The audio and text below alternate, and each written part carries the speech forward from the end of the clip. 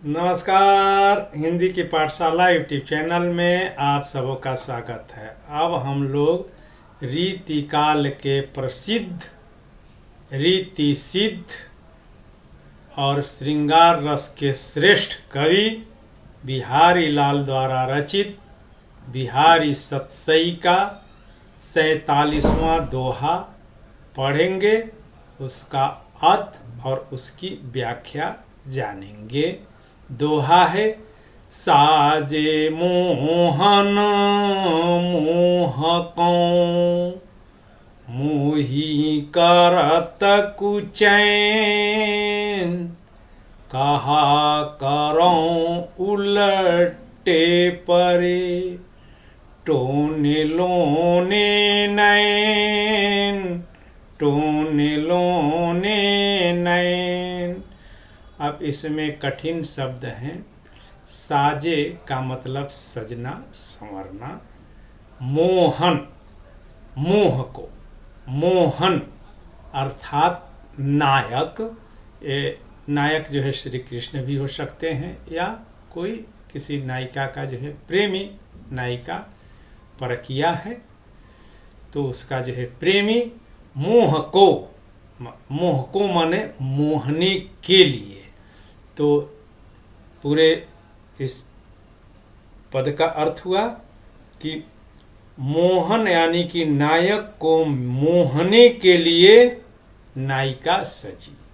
मोही करत बेचैन, मगर वह सजना संवरना, मोही यानी कि नायिका को ही करत कुचैन। कुचैन का मतलब कुचैन यानी कि बेचैन, व्याकुल करने लगा है। कहा करो, क्या, अब क्या करूं, कह रही है क्या करूं, उल्टे परे, टोने लोने नैन। उल्टे माने उल्टा, परे माने पढ़ना, टोने यानी कि जो किसी को जो है आकर्षित करने के लिए, वशी, नायक का वशीकरण करने के लिए जो लोने नैन यानी कि नमक, लोने का मतलब लवण और नैन का मतलब आँख, यानी कि आँखों में जो काजल लगाया था, टोना टुटका जो किया था वशीकरण करने के लिए, अब वही टोना उल्टा पड़ने लगा। तो इसका जो है प्रसंग है कि प्रस्तुत दोहा में नायिका अपनी किसी अंतरंग सखी को यह बता रही है कि हे सखी, मैंने अपनी आँखों को सजाया था, काजल उसमें लगाया था, बड़ी सजी संवरी थी। मेरा उद्देश्य था कि मेरी आँखों को, मेरे को देख करके, मेरे सौंदर्य को देख करके नायक मुझ पर रीस जाएगा, मगर हुआ ठीक इसके विपरीत।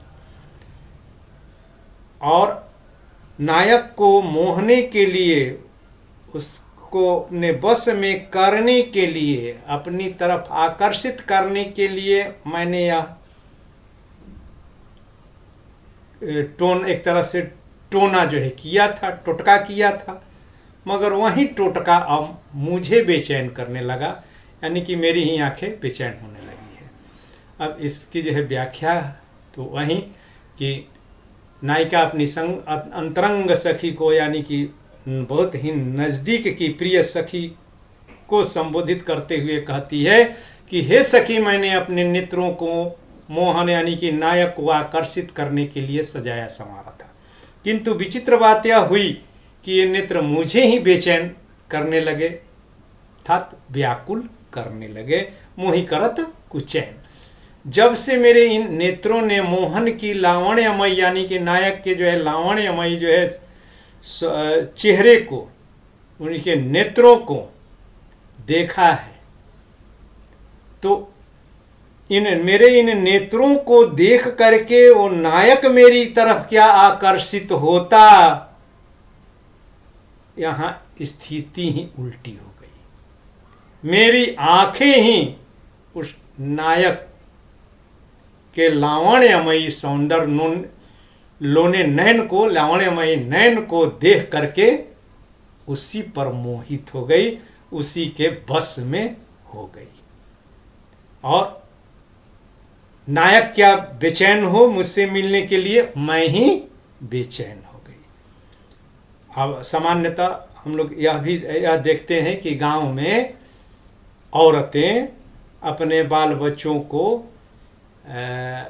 टोना टुटका से बचाने के लिए, अंधविश्वास कहिए या विश्वास कहिए, कि किसी की नज़र जब लग जाती है तो टोना टुटका से जो है बचाने के लिए नमक, राई और लाल मिर्च ले करके उसके सिर के चारों तरफ घुमा करके, जिसको ऐंठना कहते हैं, तो ऐंठ करके आग में जला देती है और माना जाता है कि इससे टोना हट गया।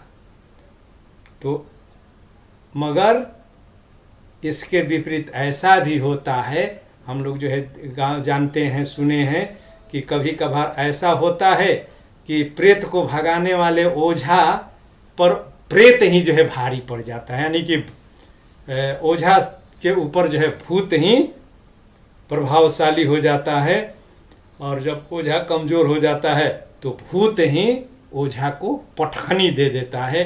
ठीक यही स्थिति नायिका की हुई है। नायिका के ऊपर नायक ही प्रभावशाली हो गया, भारी पड़ गया है। नायक को वश में करने के स्थान पर नायिका ही उसके वश में हो गई, उसका वशीकरण हो गया। तो विशेष तो प्रस्तुत दोहे में कवि ने पूर्वानुरागिनी, यानी कि पूर्व से ही जो है नायक के प्रति अनुराग है, प्रेम है, और मगर वह जो है नायक जब नायिका की तरफ अभी मुख नहीं होता है या नायिका की तरफ आकर्षित नहीं होता है, तो नायिका नायक को रिझाने के लिए विभिन्न प्रकार के उद्यम करती है, सजती है, संवरती हैं, इशारे करती हैं, आँख मटकाती हैं, अगल बगल से गुजरती हैं, स्पर्श करने का प्रयास करती हैं। तो वैसी नायिका को पूर्वानुरागिनी नायिका कहते हैं। तो नायिका पूर्वानुरागिनी है, परकिया है, यानी कि वो नायक की जो है पत्नी नहीं है।